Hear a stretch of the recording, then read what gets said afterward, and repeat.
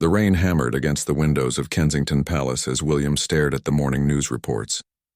His coffee had grown cold in his hands while he watched footage of families being evacuated from their homes across northern England. The flooding had been devastating. Entire communities underwater, people losing everything they had worked for their entire lives. Kate walked into the room quietly, carrying their youngest child who had just woken up. She noticed the troubled expression on her husband's face and glanced at the television screen. The images were heartbreaking, children crying as they watched their homes disappear under murky brown water, elderly people being carried to safety by rescue workers, families huddled in emergency shelters with nothing but the clothes on their backs. "We have to do something," William said softly, not taking his eyes off the screen. "Look at these people, Kate. They've lost everything." Kate set their child down gently and moved closer to William. She had seen that look in his eyes before, the same determination that had driven him to become an air ambulance pilot, the same compassion that made him connect so deeply with people facing their darkest moments. It was one of the things she loved most about him, this genuine desire to help others when they needed it most. "What are you thinking?" she asked, though she already suspected she knew the answer. William turned to face her, his jaw set with quiet resolve. "I'm thinking we pack a car and drive up there ourselves. No media circus, no official announcements, just us helping however we can." The idea was both simple and revolutionary. Members of the royal family typically visited disaster areas with full security details, pre-planned routes, and carefully orchestrated photo opportunities. What William was suggesting was different, a private, unannounced visit where they could actually roll up their sleeves and work alongside the volunteers and emergency responders. Kate nodded slowly, understanding immediately what this would mean. They would be leaving their comfortable palace to wade through floodwater and mud. They would be serving tea to displaced families, carrying sandbags, and comforting people who had lost their homes. There would be no red carpets or formal ceremonies, just two people trying to make a difference in whatever small way they could. "The children?" Kate asked, thinking practically. "They'll stay here with the nannies. This isn't something we can take them to, not with the conditions up there."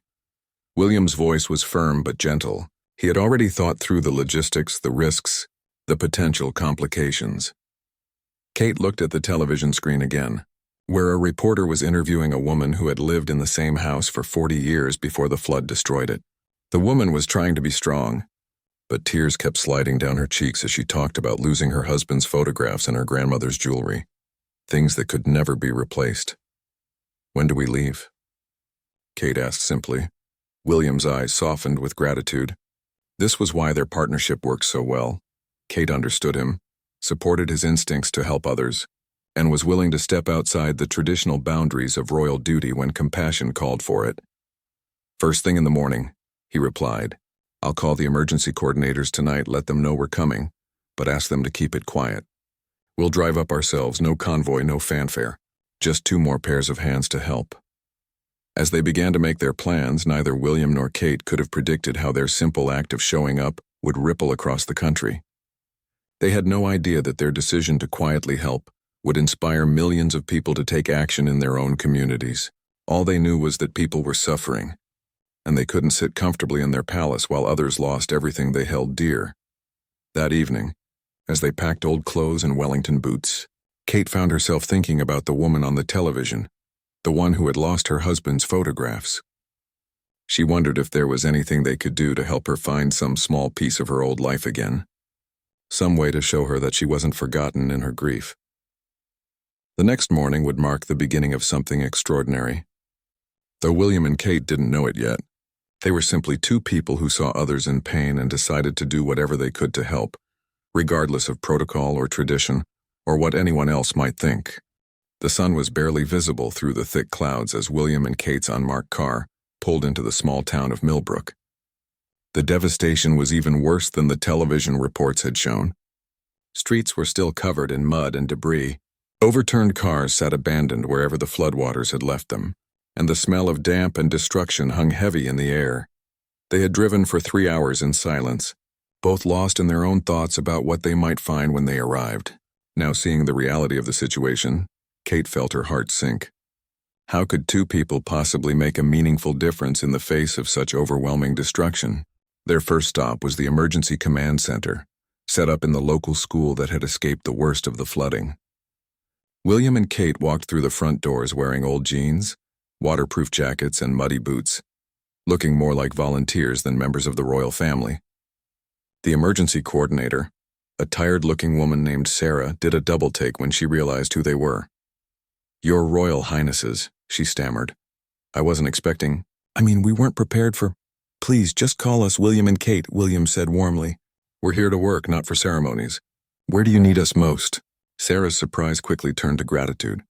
She had been working 18-hour days since the flooding began, coordinating rescue efforts and managing hundreds of volunteers. Having 2 extra pairs of hands, royal or not, was exactly what she needed. "The community center is serving as our main shelter," she explained, leading them through the school corridors where volunteers were sorting donations of clothes and food.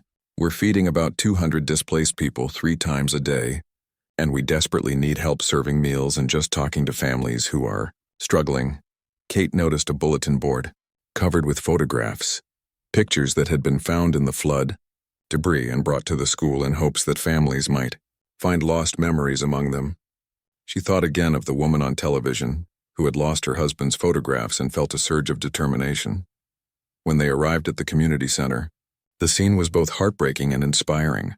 Families were sleeping on air mattresses set up in rows across the main hall. Children were trying to play with borrowed toys while their parents sat nearby with vacant, shocked expressions. Elderly people stared at the walls, still processing the loss of homes they had lived in for decades. But there was also incredible kindness everywhere. Local teenagers were entertaining the younger children with games and songs. Neighbors who had been spared by the flood were cooking meals for those who had lost their kitchens.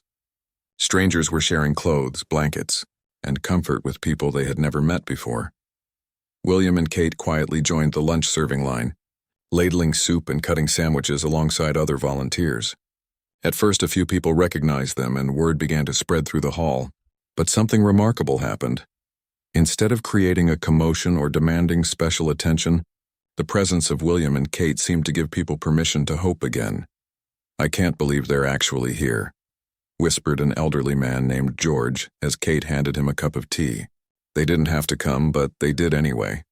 Kate sat down beside George for a moment, noticing that his hands were shaking slightly as he held his cup. "Tell me about your home," she said gently. George's eyes filled with tears as he described the cottage where he had lived with his late wife for 47 years. He talked about the garden she had loved, the kitchen where they had shared thousands of meals, the living room where their grandchildren had played during Sunday visits. All of it was gone now, buried under feet of mud and debris. "The worst part," George said quietly, "is that I feel like I've lost her all over again. All the places where we made our memories together. They don't exist anymore." Kate listened with genuine attention, not offering empty reassurances or royal platitudes. She simply sat with George in his grief, understanding that sometimes the most powerful thing you can do is show up and bear witness to someone's pain. Meanwhile, William was helping a young father named David search through salvaged belongings, looking for anything that might have survived from his flooded home. David had 3 young children, and the family had escaped with nothing but their pajamas when the emergency siren sounded in the middle of the night. "My daughter keeps asking about her teddy bear," David explained as they sorted through water-damaged items. "It's probably silly, but that bear was the only thing that helped her sleep through the night." William understood that it wasn't silly at all. He thought of his own children and how devastated they would be to lose their favorite toys. "We'll find it," he promised, and meant it completely. As the afternoon wore on, word began to spread beyond the community center that William and Kate were there. Not for a photo opportunity, but actually working alongside the volunteers. Local news reporters arrived, but the couple refused interviews, preferring to focus their attention on the families who needed help. By evening, something had shifted in the atmosphere of the shelter. People were talking more, sharing stories, beginning to make plans for rebuilding. The presence of William and Kate hadn't magically solved anyone's problems, but it had sent a powerful message that they were not forgotten, that their suffering mattered, that even in their darkest hour, they were worthy of love and attention from the highest levels of society. As William and Kate prepared to find lodging for the night at a nearby bed and breakfast that had escaped the flooding, Sarah, the emergency coordinator, pulled them aside. "I don't know how to thank you," she said, tears in her eyes. "You've given people something I couldn't. Hope that they matter, that they're not alone in this." William and Kate exchanged glances, both knowing they couldn't leave yet. There was still too much work to do, too many people who needed comfort and practical help. Their quiet action was just beginning, and its impact would reach far beyond this small flooded town. The second day began before dawn. William and Kate had spent the night at the local bed and breakfast where the owner, Mrs. Henderson, had refused to accept any payment. "After what you're doing for our community," she had said firmly, "this is the least I can do." They returned to the community center to find that overnight, something extraordinary had happened. News of their presence had spread through social media, not through official channels, but through the personal posts of local residents who wanted to share their gratitude. Photos taken on mobile phones showed William carrying sandbags and Kate comforting elderly evacuees. The images were grainy and unposed, but they captured something authentic that touched hearts across the country. By morning, the emergency coordinator Sarah was receiving calls from volunteers wanting to drive up from London, Birmingham, Manchester, and dozens of other cities. People were offering everything from professional cleaning services to home-cooked meals. Local businesses were calling to donate supplies. The simple act of William and Kate showing up had created a ripple effect that was spreading far beyond the flooded town. But in the community center, the royal couple remained focused on the immediate needs in front of them. Kate had spent an hour the previous evening studying the bulletin board of found photographs, trying to match pictures with families who had lost them. This morning, she carried a folder of images as she moved through the shelter, quietly asking people if any of the photos belonged to them. "This was in the pile from Elm Street," she said gently to Margaret, an older woman who had been particularly quiet since arriving at the shelter. "Does it look familiar?" Margaret's breath caught in her throat. The water-damaged photograph showed a young couple on their wedding day, herself and her husband 43 years ago. She had thought it was lost forever when her house was destroyed. "How did you?" Margaret whispered, tears streaming down her face as she held the precious photograph. "Someone found it and brought it here, hoping it would find its way back to you," Kate explained. "There are dozens more. People are searching through the debris and rescuing anything that might be important to someone." Word of Kate's photograph project spread quickly through the shelter. Soon, families were gathering around the bulletin board, hoping to find pieces of their lost lives among the rescued items. Children drew pictures to replace family photos that were lost. Teenagers volunteered to help digitize and clean damaged pictures. What had started as one person's quiet compassion had become a community effort to preserve and restore memories. Meanwhile, William had been working with the emergency responders, helping to coordinate the growing number of volunteers who were arriving from other parts of the country. His military training and experience with disaster response made him valuable in organizing the relief efforts more efficiently. "We need teams focusing on different areas," he suggested during an impromptu strategy meeting in the school gymnasium. One group for cleaning and debris removal, another for sorting donations, and a third for providing emotional support to families. A young volunteer named James, who had driven 4 hours from Manchester after seeing the social media posts, raised his hand. "I'm a counselor by training. I could help with the emotional support team." Within hours, James was working alongside William, helping families process their trauma and begin planning for their recovery. The collaboration between the prince and the counselor became a powerful example of how crisis can bring together people from completely different backgrounds, united by a common desire to help. As the day progressed, news crews from major television networks arrived, hoping to capture footage of the royal couple's relief work. But William and Kate made a decision that surprised everyone. They agreed to speak with reporters only if the focus remained on the flood victims and the volunteer efforts, not on themselves.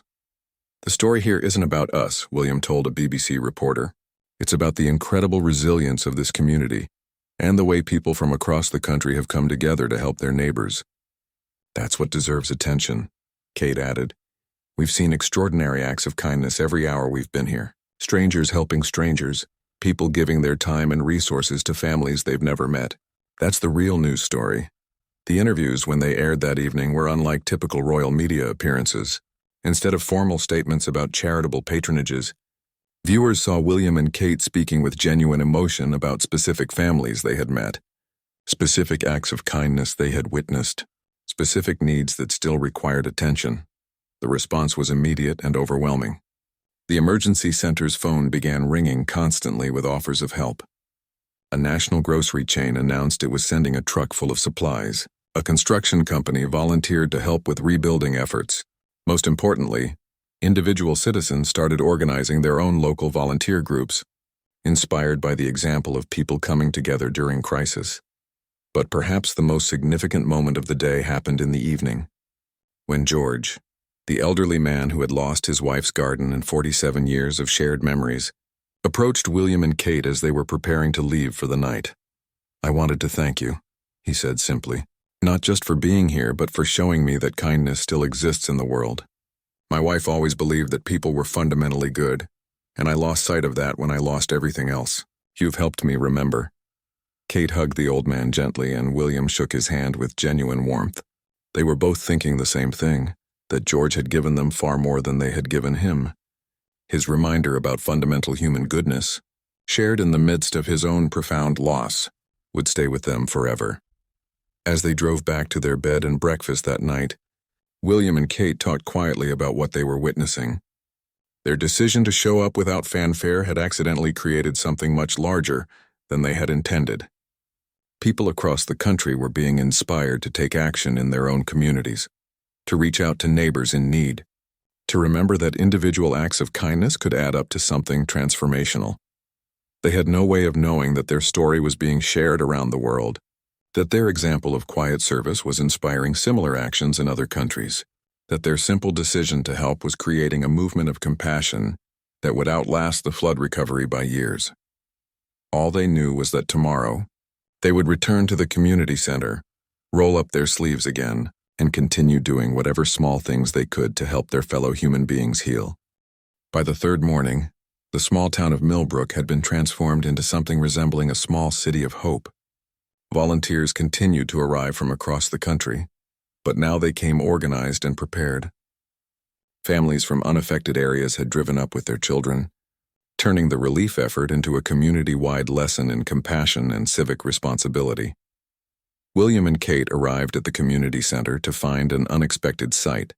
David, the young father who had lost his home, was standing outside with his 3 children, including his daughter who was clutching a slightly muddy but recognizable teddy bear. "William," David called out excitedly as they approached, "look what we found yesterday evening when the volunteers were clearing debris from my street." His daughter Emma held up the teddy bear proudly. "Prince William promised he would find Mr. Snuggles, and he did," she announced with the absolute faith that only a 6-year-old could possess. William knelt down to Emma's level, smiling warmly. "I'm so glad Mr. Snuggles made it back to you safely. I bet he missed you very much." Kate watched this interaction with tears in her eyes, struck by how a simple promise kept could mean everything to a child who had lost her home. But what moved her even more was seeing David's expression, the hope that had returned to his face, the sense that maybe somehow his family would be able to rebuild their lives. Inside the shelter, the atmosphere had continued to evolve.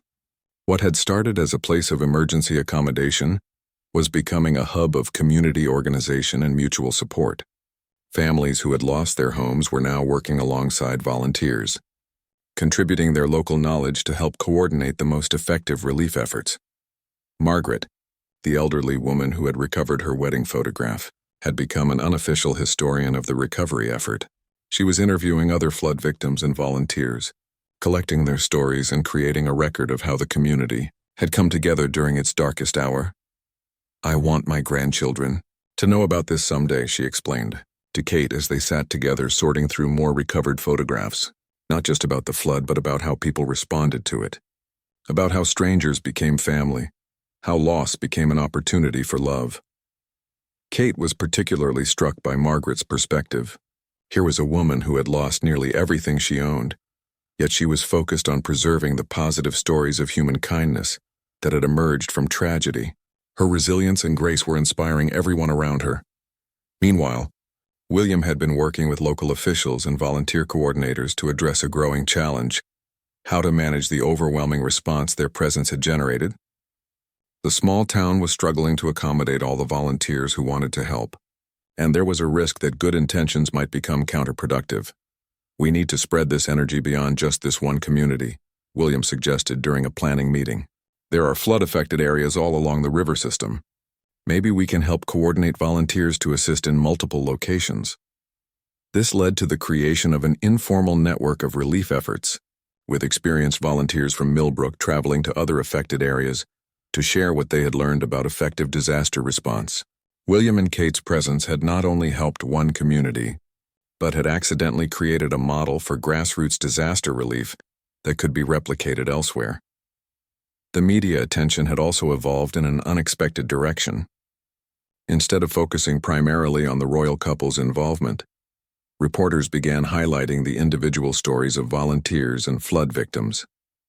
James, the counselor from Manchester, was interviewed about the psychological impact of community service. Sarah, the emergency coordinator, became a spokesperson for the importance of local disaster preparedness. Most significantly, the story had inspired action far beyond the immediate flood response. Social media was filled with posts about neighbors helping neighbors in communities across the country. Food banks reported increased donations. Volunteer organizations saw surges in applications. People were using the hashtag #ShowingUp to share their own acts of community service. Dr. Patricia Collins, a sociology professor who had been studying the phenomenon, was interviewed on the evening news. "What we're seeing," she explained, "is how authentic leadership by example can create massive social change. When people in positions of influence demonstrate genuine compassion through personal action, rather than just words or money, it gives others permission to step outside their comfort zones and help." But the most powerful moment of the day came when Emma, the little girl who had recovered her teddy bear, stood up during the evening meal at the community center and made an announcement in her small, clear voice. "I want to say thank you to everyone who helped find Mr. Snuggles," she began, holding her bear tightly. "And I want to say thank you to William and Kate for keeping their promise. My daddy says that when people keep their promises, even about small things, it means you can trust them with big things too." The entire hall fell silent as Emma continued. "I was really scared when we lost our house. But now I see that even when bad things happen, there are always good people who want to help. When I grow up, I want to be like that too. I want to help other people when they're scared." There wasn't a dry eye in the room. Emma's words, spoken with the honesty that only comes from childhood, captured something that all the adults had been feeling but couldn't quite express. They had all witnessed how individual acts of kindness, multiplied across hundreds of people, could transform not just circumstances but hearts and minds. William and Kate looked at each other across the room, both thinking about their own children at home. They hoped that someday their son and daughters would have the same instinct Emma was already showing, the desire to help others simply because it was the right thing to do. As the evening wound down, William and Kate made a decision that would have long-lasting implications. Instead of returning to London the next day as originally planned, they would extend their stay for the rest of the week. The relief efforts were now well organized and would continue without them, but they wanted to be present for the next phase, helping families begin the emotional journey of rebuilding their lives. They also decided to establish a small, permanent fund to support disaster relief efforts like the one they had witnessed in Milbrook. Not a large formal charity with overhead and administration, but a simple way to provide immediate practical help when communities faced sudden crises. As they walked back to their lodging that night, William and Kate passed groups of volunteers from different cities getting to know each other, sharing stories about their own communities, making plans to stay in touch and coordinate future service projects. Their quiet decision to show up and help had accidentally created a network of compassionate people who would continue working together long after the floodwaters receded. "Do you think we did the right thing?" Kate asked as they reached their bed and breakfast. William considered the question seriously. "I think we did the only thing we could live with ourselves for doing," he replied. "And I think it's become something much bigger and more beautiful than we ever imagined." Neither of them could have predicted that their story would still be inspiring community action years later, or that showing up would become a recognized model for effective leadership and social change. All they knew was that they had witnessed the very best of human nature, and they had been privileged to play a small part in bringing it to light. 3 months after the flood, William and Kate returned to Milbrook for a visit that had not been planned or announced. They simply wanted to see how the community was rebuilding and to check on the people they had met during those intense days of crisis. The town looked completely different. Where there had once been piles of debris and mud-covered streets, there were now construction sites with new homes rising from the ground. The community center had returned to its normal function as a meeting place for local groups, but a large bulletin board near the entrance displayed photographs and stories from the flood response, creating a permanent memorial to the community's resilience. David and his family were among the first people William and Kate encountered. They were living in a temporary trailer on their property while their new home was being built. But David's demeanor was completely transformed from the shocked, desperate man they had met months earlier. The insurance covered most of the rebuilding costs, he explained as he showed them the construction site where his new home was taking shape. But the real difference is how the community came together. I have neighbors now who I never really talked to before the flood, but who became like family when we needed help most. His daughter Emma, now 7, had not forgotten the promise William had made about her teddy bear. "Mr. Snuggles lives in our trailer with us," she announced importantly, "and when we move into our new house, he'll have his own special shelf so he never gets lost again." But Emma had also developed a new project. With her father's help, she had started collecting stuffed animals to give to other children who had lost their toys in disasters. Her Emma's Emergency Friends project had grown beyond what anyone expected, with children from schools across the country donating toys and writing encouraging notes to kids who had experienced loss. "She talks about you two all the time," David told William and Kate quietly while Emma was showing off her collection of donated stuffed animals. "Not because you're royalty, but because you taught her that grown-ups keep their promises and that helping people is the most important thing you can do." Margaret, the elderly woman who had recovered her wedding photograph, had become something of a local celebrity. Her project documenting the stories of the flood response had grown into a book, with proceeds going to disaster relief efforts in other communities. She had traveled to several other flood-affected areas, helping them organize their own recovery efforts using lessons learned from Milbrook. "I never thought I'd become an author at 76, she laughed as she showed William and Kate the published book. "But losing everything made me realize that stories are the only possessions that really matter. If we don't preserve the stories of how people helped each other, future generations won't know what's possible when communities come together." The book contained hundreds of stories from volunteers, emergency responders, and flood victims. But the story that had touched readers most deeply was Margaret's own account of how receiving her rescued wedding photograph had given her the strength to believe in kindness again during her darkest hour. Sarah, the emergency coordinator who had worked 18-hour days during the crisis, had used her experience to develop a new model for disaster response that was being implemented by emergency services across the country. The Milbrook model emphasized the importance of coordinating volunteer efforts and preserving the dignity of people receiving help. "What you two did," Sarah told William and Kate over tea in her office, "was show everyone involved that this wasn't about charity or pity. It was about neighbors helping neighbors equals working together to solve a problem. That changed everything about how people approach the relief work." The ripple effects of their visit had continued to spread in ways that surprised everyone involved. James, the counselor from Manchester who had volunteered during the crisis, had started a nonprofit organization that deployed mental health support teams to disaster areas. His model combined professional counseling with peer support from people who had experienced similar losses. "I learned something in Milbrook that they don't teach in graduate school," James explained when William and Kate met with him during their visit. "Sometimes the most healing thing you can offer someone is simply showing up and staying present with them in their pain.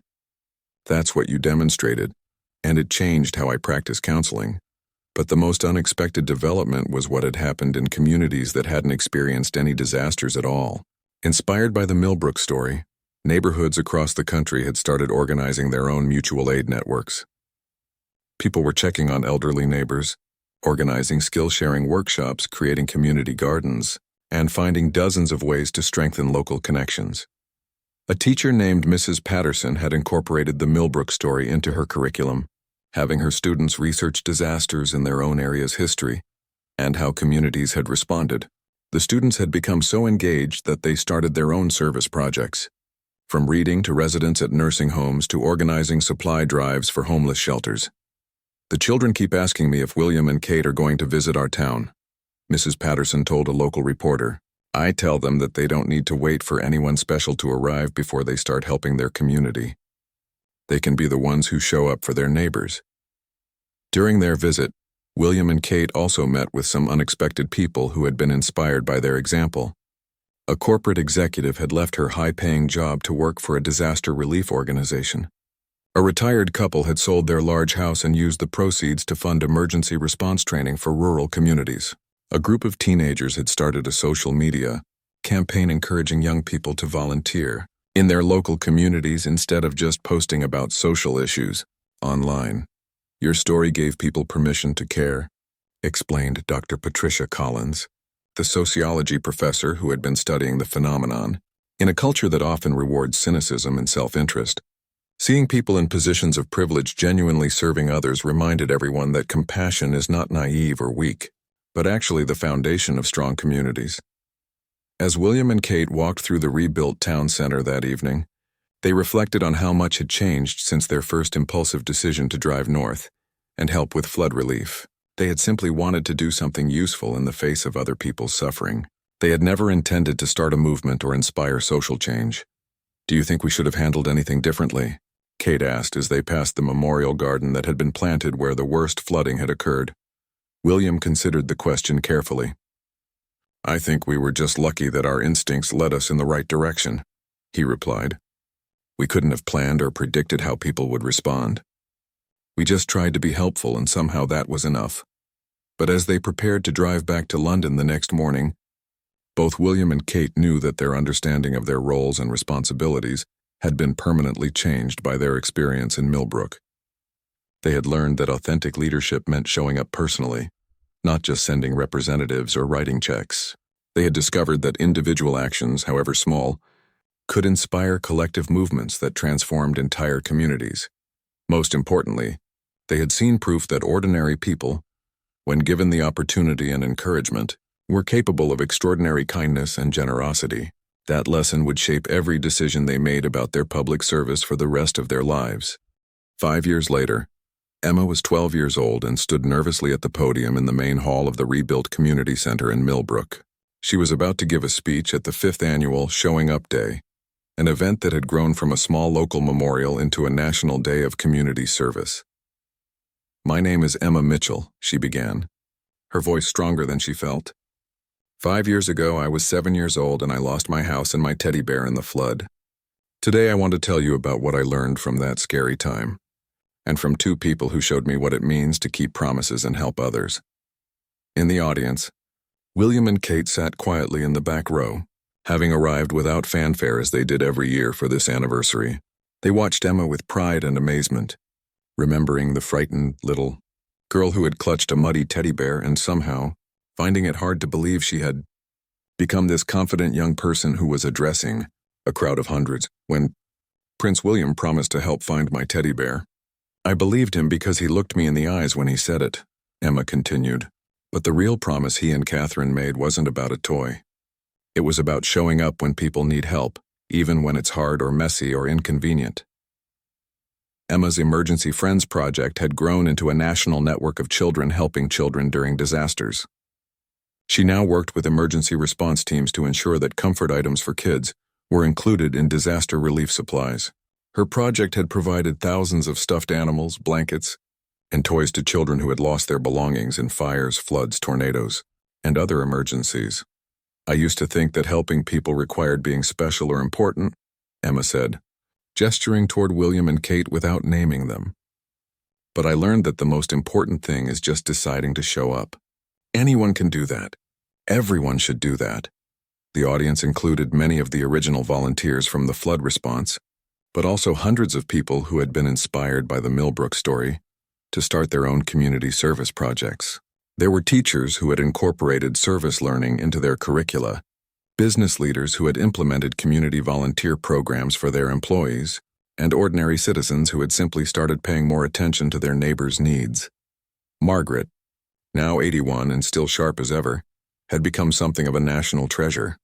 Her book about the flood response had been followed by 2 more volumes documenting similar community responses to disasters across the country. She had also established a storytelling project that preserved the accounts of disaster survivors and the volunteers who helped them. Stories have power, Margaret often said in her speaking engagements. When we share stories about people helping each other, we make that kind of behavior seem normal and possible. When we only tell stories about conflict and division, that's what we get more of.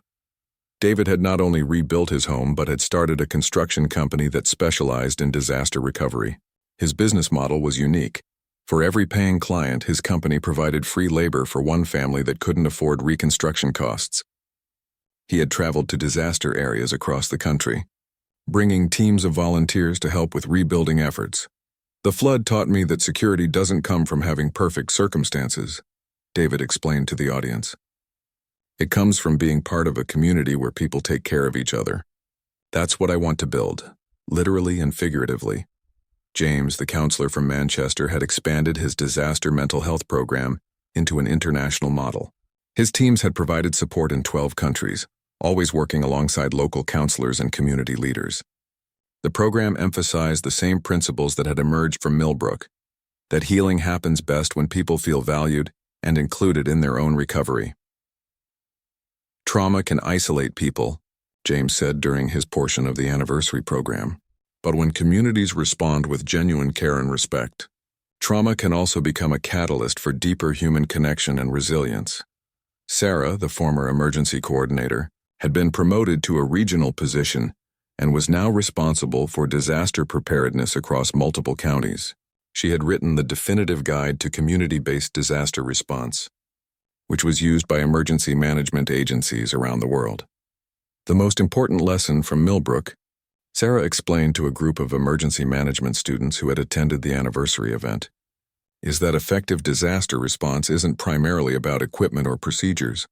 It's about relationships and trust.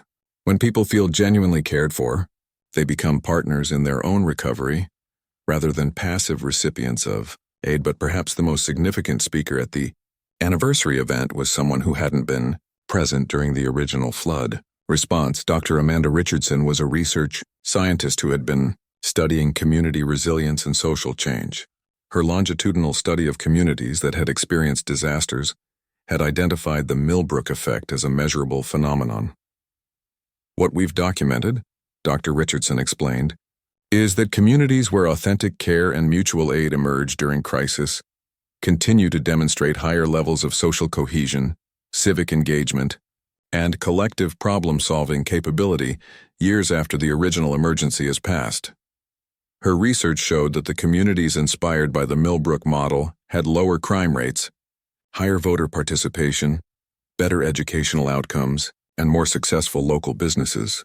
The economic benefits of increased social trust and cooperation had proven to be substantial and lasting. When people experience genuine community support during their most vulnerable moments, Dr. Richardson continued, they don't just recover from trauma, they develop a deeper capacity for empathy and civic engagement that strengthens the entire social fabric. As the anniversary event concluded, William and Kate were asked to say a few words. They had resisted speaking publicly about their experience for 5 years, preferring to let the community voices and ongoing service projects tell the story. But on this anniversary, they felt it was important to acknowledge what they had learned. We came to Milbrook 5 years ago thinking we could help, William said simply. What we discovered is that you helped us understand something crucial about leadership and service. Real change doesn't happen from the top down. It happens when people who care about each other decide to act on that caring, regardless of their titles or positions. Kate added, Emma said that anyone can show up, and everyone should. That's become our family's guiding principle. We want our children to grow up knowing that their most important responsibility is to pay attention to the needs of the people around them and to respond with generosity and kindness whenever possible. As people began to leave the community center that evening, small groups gathered to make plans for new service projects, to coordinate volunteer efforts, and to simply enjoy the connections they had formed through shared commitment to helping others. Emma found William and Kate before they left, carrying a well-worn teddy bear that was now more gray than brown, but still clearly treasured.